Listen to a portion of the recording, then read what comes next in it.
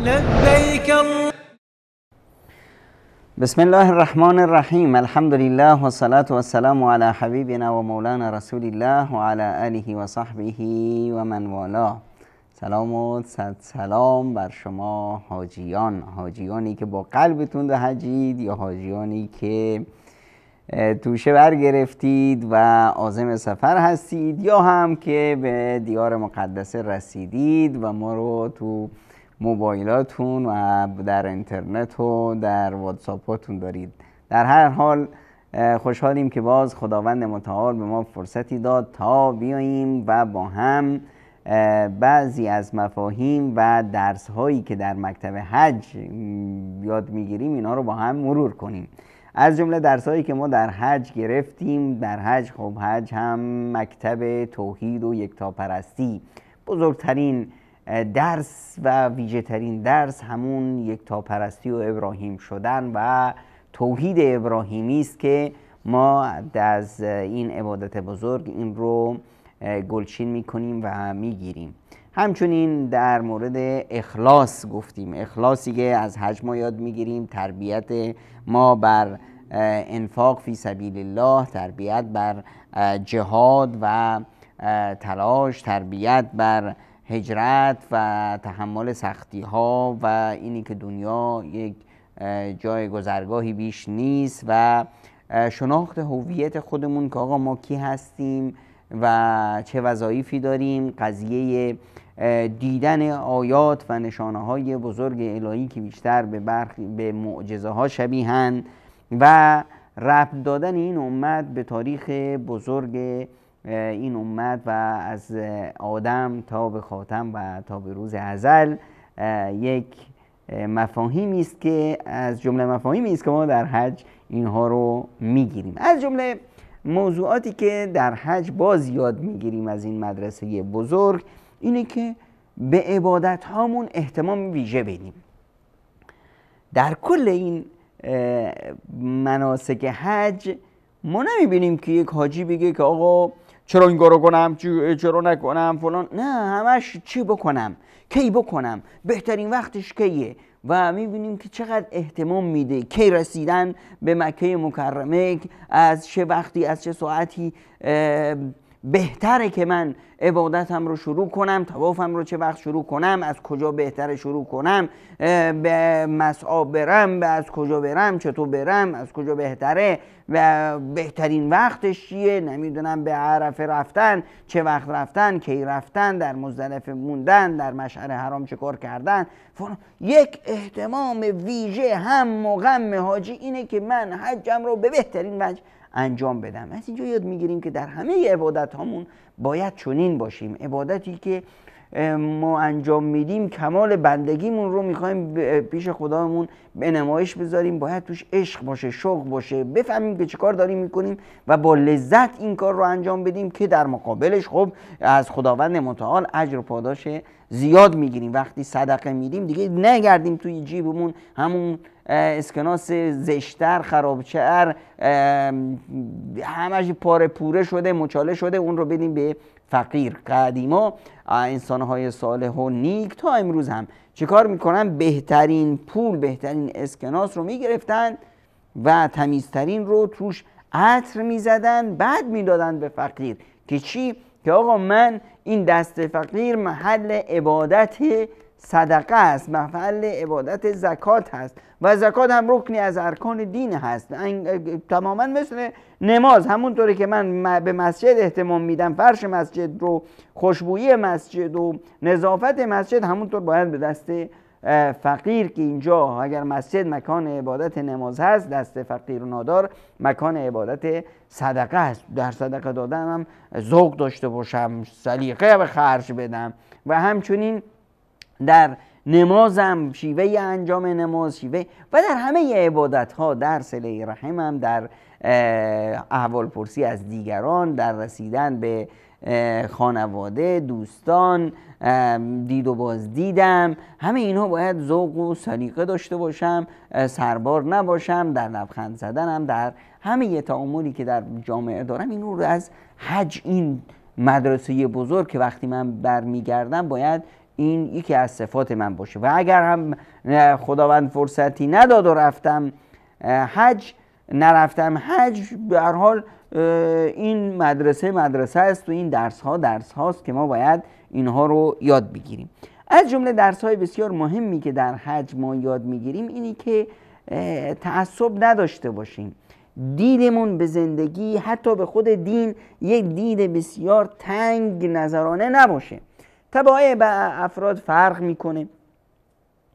ما دینداری های مختلفی داریم. یه افرادی هستند که عقل و درک و شعور بالایی دارن، اینها درس میخونن، مطالعه میکنن، با قرآن زندگی میکنن. اینها به یک مرحله میرسن که اون رو میذاریم اسمشو بذاریم دینداری ارزشی. یعنی چی؟ یعنی طرف میاد میفهمه که دین یعنی چی؟ دین یعنی شیوه زندگی به تمام کمال و جمالش.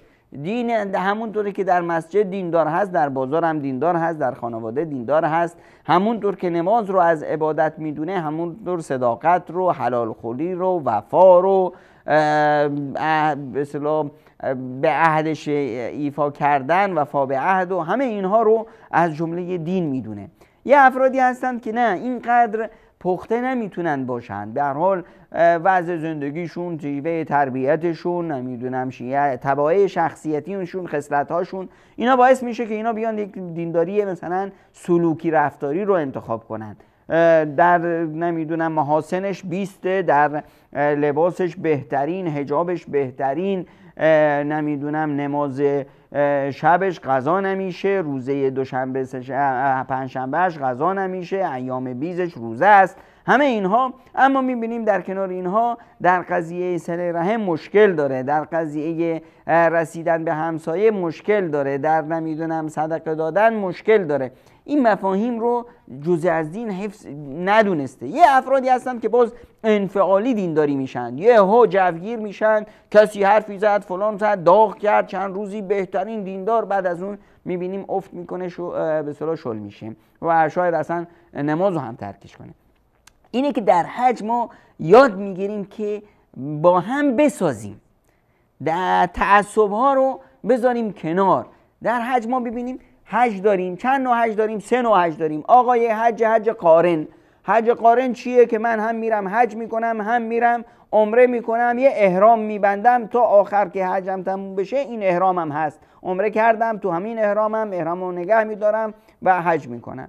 یه حج هست حج تمتع. حج تمتع چیه؟ آقا من میرم اول عمره میکنم، بعد احراممو در میارم، خیالم راحت میشه، لباسم رو میپوشم تا مناسک حج شروع بشه، بعد از اون باز احرام میپوشم و حجم رو انجام دادم. عمره کردم، تمتع کردم، یعنی راحت شدم، بعد حج کردم، این رو میگیم حج تمتع.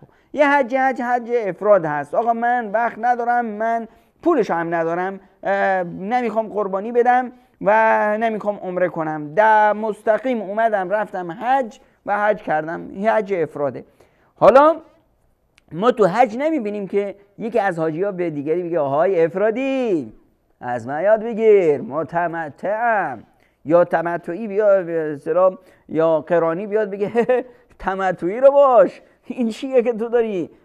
من حجم قرانه، من قرانی هستم. یا افرادی بیاد اونا رو طعنه بزنه و مسخره کنه. میبینیم که اینا نیست. همش چی هست؟ همه حاجیان، همه در عبادت خدا هستن. همه اینو یاد میگیریم که وقتی میایم در مسیر زندگی به خودمون رو نمیدونم فکر نکنیم که از دماغ فیل افتادیم، من دیندار بقیه همه فاسق و فاجر، من این کارو میکنم فلان علان. وقتی میایم تو زندگی میبینیم که بابا طبایع بشر فرق میکنه. یکی مثلا همه آب زلالن، اما یکی از چشمه میاد، یکی نمیدونم میخواد چاه باشه که مردم بیان ازش آب بکشن، یکی مثل بارونه، یکی مثل رودخانه جریان داره. همه خیر و برکت توشون هست. هر یکی به طبیعت خودش، به شخصیت خودش، به شیوه به اصطلاح هم خصلت‌های فردی توش اثر میذاره، هم تربیت اجتماعی، هم قضایای آموزشی، هم عقل و درایتش.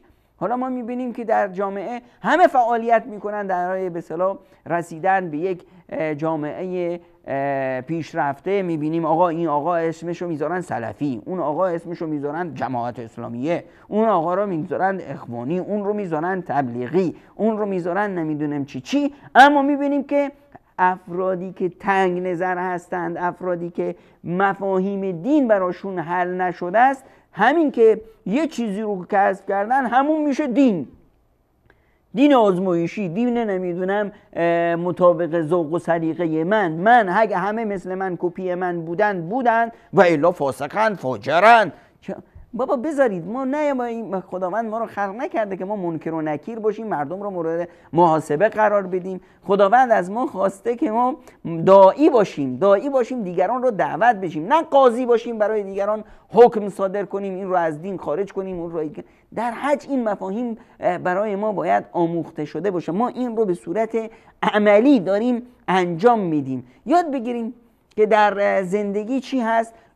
زندگی به اصطلاح اداره یک جامعه اسلامی یا یک کشور یا خود به اصطلاح دعوت اسلامی رو تصور کنیم مثل یک کشورداری. در یک کشورداری ما چه داریم؟ ما آقا وزارت خارجه داریم، وزارت کشور داریم، وزارت صحت داریم، وزارت آموزش پرورش داریم، این وزارت‌های مختلف همدیگر رو تکامل میدن، یک کشور اداره میشه، یه نظام، یه سیستم به شیوه بهترین میچرخه. اما میایم چه کار میکنیم؟ مگه میشه در یک کشورداری آقا بیاد وزیر کشور بیاد به وزیر صحت بگه تو چه کار داری میکنی؟ مسخره بازی راه انداختی، 2 آمپول دستت گرفتی این ور اون ور میری، باید مثل من باشی فلان باشی.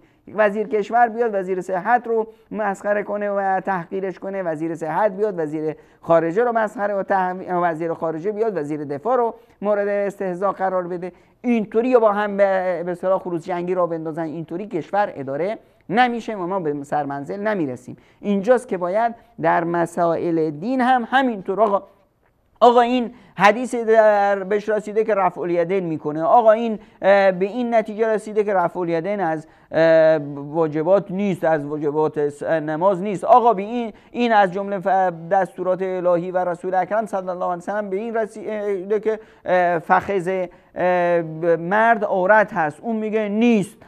آقا این از جمله ادله و براهین به یک مفاهیم فقهی رسیدیم. حالا همه رو حق هستن، همه دارن درست انجام میدن، یکی راجح هست، یکی مرجوح هست، یکی حتی اشتباه میکنه اما اشتباهش مبنی بر یک ادله و براهینی هست و پیش خداوند اجر و پاداشش داره. حالا ما چرا بیایم به سر هم دیگه بزنیم و خروج جنگی رو بندازیم، زندگیمون رو تلخ کنیم، دینمون رو هم سخت کنیم و مردم رو اذیت کنیم، دین تراشی کنیم، مذهب تراشی کنیم و دین بشه ذوق و سلیقه من، خواهش من، اینجور شد نشد طرف فاسق و فاجر هست. این مفاهیم رو از حج یاد میگیریم که همدیگر رو قبول کنیم.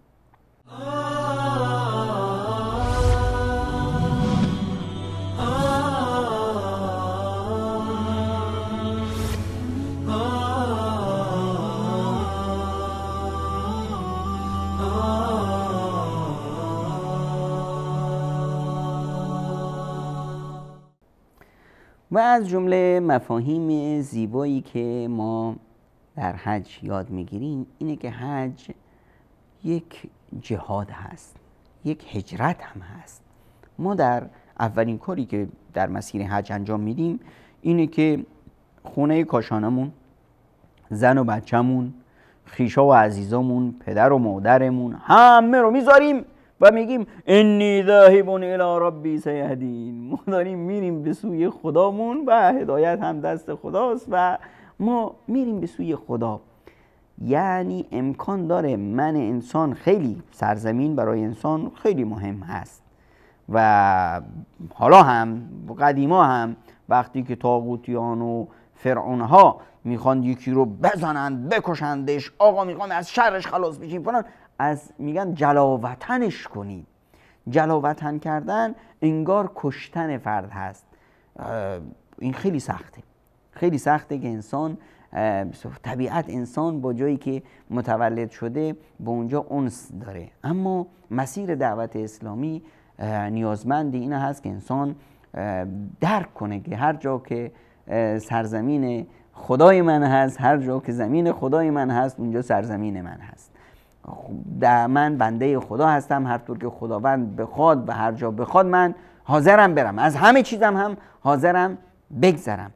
میگن که هیچ پیامبری رو نخواهید دید یا نیست که قبرش تو همون سرزمین به اصطلاح ولادتش باشه. پیامبران، صالحان، بزرگان، خود ما میاییم نگاه کنیم، آقا همین شهر خاف خودمون، آقا میری اونجا میبینی یه قبر بزرگی هست. این قبر کیه؟ میگن این قبر صحابی جلیل احنف ابن قیس هست. این ورتا رو میبینیم، آقا این شهر اسمش چیه؟ میگن پنجگور هست. پنجگور یعنی چی؟ یعنی 5 تا گور. 5 تا گور چیه؟ میگن 5 تا صحابی. و از اونجا اومدن اینجا چیکار؟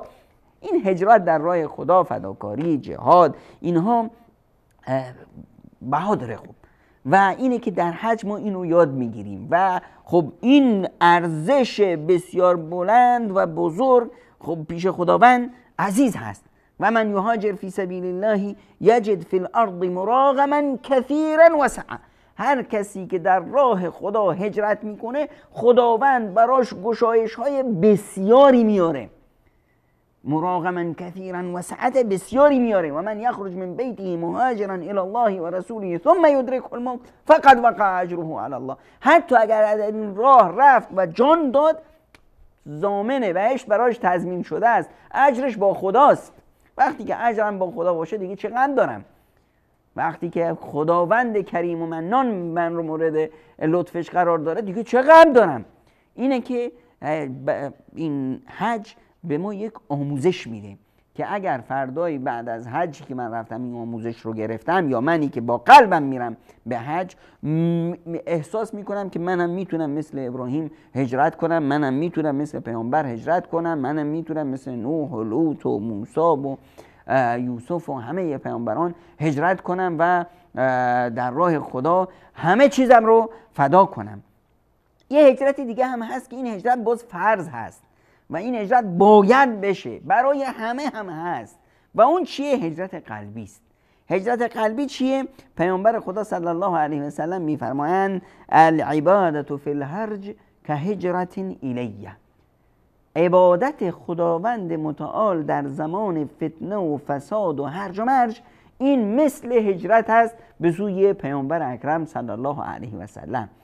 شمایی که هر جای دنیا هستید میخواید مهاجر فی سبیل الله به مدینه منوره در آغوش پیامبر باشید، اینه که آقا در اروپایی که هستید، در تهرانی که هستید که مسجد نیست، در نمیدونم فلان شهر هستید که طاغوت نمیذاره شما عبادت کنید، وضع زندگی، فشارهای زندگی، نمیدونم فرهنگ جامعه برای شما سخته که حجاب داشت بشید، نمیدونم فرهنگ جامعه به شما اجازه نمیده که در جلوی مردم نماز جماعت بخونید، روزه بگیرید، عبادتاتون رو به نمایش بذارید و به اصطلاح به اون صورتی که خداوند میخواد با اخلاص نمازتون رو، عبادتتون رو انجام بدید. اینه که اینها رو انجام بده، فرهنگ سازی کن، خودت رو بر جامعه تحمیل کن، احترام خودت رو، شخصیت خودت رو داشته باش تا جامعه مجبور بشه احترام تو رو داشته باشه. چرا؟ چون که مؤمن،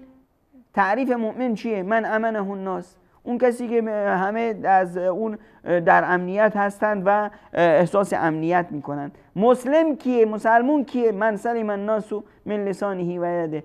این تعریف پیامبر است از مسلمون، اون کسی که انسانها از دست و زبان اون در سلامت هستند، این مسلمونه. مهاجر کیه؟ مهاجر من هجر ما نهی الله عنه. مهاجر اون کسی که ترک کنه هر آن چیزی که خداوند از اون منع کرده، اون رو نهی کرده، من اون رو ترک میکنم، پس من مهاجر هستم. یه مهاجر پس با قلب داریم، یه مهاجر فیزیکی داریم که عملاً به هجرت میاد، از خانه و گاشانه و سرزمینش هجرت میکنه. حالا دیگه نه به من بگو که آقا من تو تهرانم تازه مسلمون شدم، تو نمیدونم اردبیلم مسلمون شدم، تو قزوینم مسلمون شدم، نمیتونم چطور نمازم رو بخونم، اذیتم میکنم، فلانم میکنم. بابا زمین زمین خداست، زمین خدا. چرا خودتو گره زدی با این یه دکان و با یه نمیدونم تک زمینه که تو اون شهر داری و فلان؟ آقا بفروشش، برو در راه خدا. آقا صاحب باش. ربی حلبهی ابا یحیی، صاحب وقتی میخواست هجرت کنه در راه خدا، اومدن کفار مکه جلوشو گرفتن. کجا آقا؟ تو یه بدبخت بیچاره سالوکی بودی، یا اومدی اینجا نون به خوردن نداشتی، دستت به دهنت نمیرسی، تو مکه ما پولدار شدی، میلیونر شدی، الان میخوای که به اصطلاح و این ثروت رو برداری بریم مدینه؟ نمیذاریمت. خب اگه مالم و ثروتم رو دادم به شما، اون وقت میذارید برم؟ گفتن آقا دیگه اون وقت ما حق نداریم جلوتون رو بگیریم. خب آقا برید فلان جا، همه سرمایه هم اونجاست، برید و گیریدش.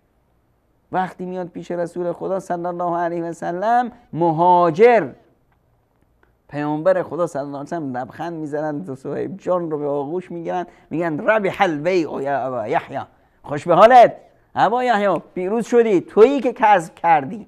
اینه که این مفاهیم رو از حج میگیریم. از جمله مفاهیمی که میگیریم فداکاری، قربانی دادن در راه خدا، ترک همه چیز برای خدا. مگه نه که خداوند متعال میفرمایند ان الله اشتری من المؤمنین انفسهم و اموالهم بان لهم الجنه. خداوند از مؤمنان جانهاشون رو خریده، مالهاشون رو خریده، در مقابل این بهشت بهشون داده. آقا این تجارت ماست. الان دیگه من نتونم فداکاری کنم، من نتونم صاحب باشم، من نمیتونم از همه چیزم رو بگذرم، من نتونم خانواده و خیشان و بچه ها و آرامش و صحت و اینا رو قربانی کنم، فدا کنم برای رسیدن به خدای منان، به رضایت خدای منان، به بهشت برین. خب دیگه من این تقصیر منه دیگه، تو ریگی تو کفش منه. اینه که من بیام از حج، حالا چه حضوراً و چه قلباً در عاطفتاً که همراه هستم، با احساساتم که با حاجیان همراه هستم، این مفاهیم رو بگیرم و یه مهاجر خوب، یک فداکار خوب و یک انسان با دید و فهم عالی باشم و تنگ نظری نداشته باشم تا بتونم صفات یک حاجی درست رو در خودم پیاده کنم.